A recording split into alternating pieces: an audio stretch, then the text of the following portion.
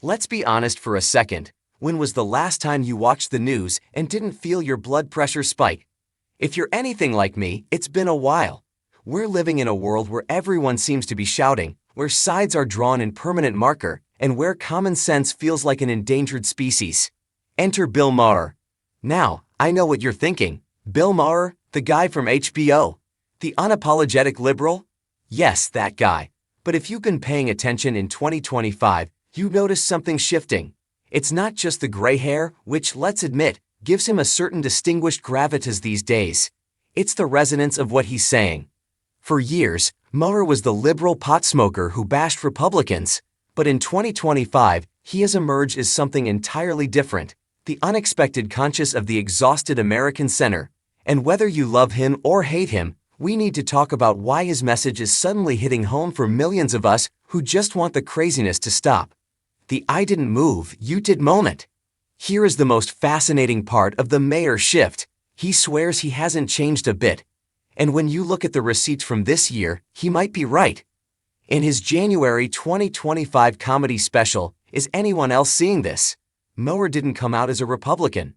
He didn't start wearing an MAGA hat. Instead, he did something far more radical. He looked at his own team and asked, "What are we doing?" He tapped into a very specific, relatable frustration. You know that feeling when you're at a dinner party and someone says something so performatively woke that you're afraid to roll your eyes for fear of being canceled? Maher leaned into that feeling. "I haven't changed. The left has gotten goofier," he said repeatedly. This isn't him shifting right. This is him planting his feet in the mud of 1990s/2000s liberalism, free speech, colorblindness, and basic biology, and refusing to budge while the cultural currents swirl wildly around him. By standing still, he's effectively become the new center. The 2024 election, I told you so. Let's address the elephant in the room, the 2024 election. Following the Democratic loss, while cable news pundits were spiraling and blaming voters, Maher took a different route, and honestly, it was refreshing. Instead of scolding the American public, he validated them. In November, after the dust settled, Maher highlighted comments from Rep. Seth Moulton about the party's stance on social issues. While others were screaming bigotry, Maher was calm. He pointed out that maybe, just maybe, worrying about the price of eggs and the safety of your kids isn't right-wing, it's just human. He called out the elitism. He blasted the idea that if voters don't agree with you, they must be uneducated. He critiqued the language. He's been begging Democrats to stop using words like Latinx and equity in ways that alienate normal people. He defended the normies. He made it okay to say, "I support trans rights, but I also have questions about competitive sports." For a lot of people feeling politically homeless in 2025, this wasn't hate speech. It was a relief. It was someone finally saying, "You're not crazy for thinking this is weird." The viral deal we all want to make. If there was one moment that defined Maher's 2025, it was his September monologue proposing the deal.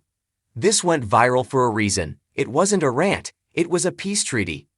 Maher looked into the camera and effectively said, "Left, you stop with the crazy identity politics and the performative scolding.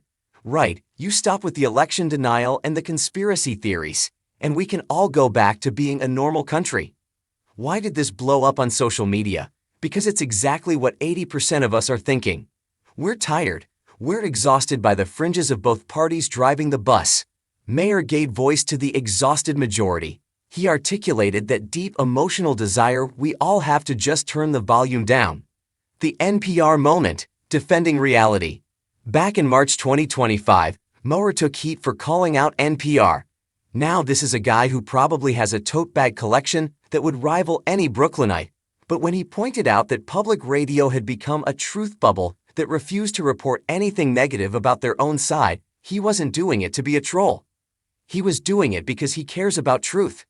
This is the key to the high-engagement, centrist Maher of 2025. He's positioning himself as the guy who values reality greater than ideology. When the right lies, he calls them out. When the left gaslights, he calls them out too. In an era of AI-generated news and algorithm-fed echo chambers, having someone on TV who is willing to piss off everyone just to say what he actually sees, that's weirdly comforting. It builds trust. You might not agree with him on taxes or foreign policy, but you trust that he's not reading a script sent over by the DNC or the RNC.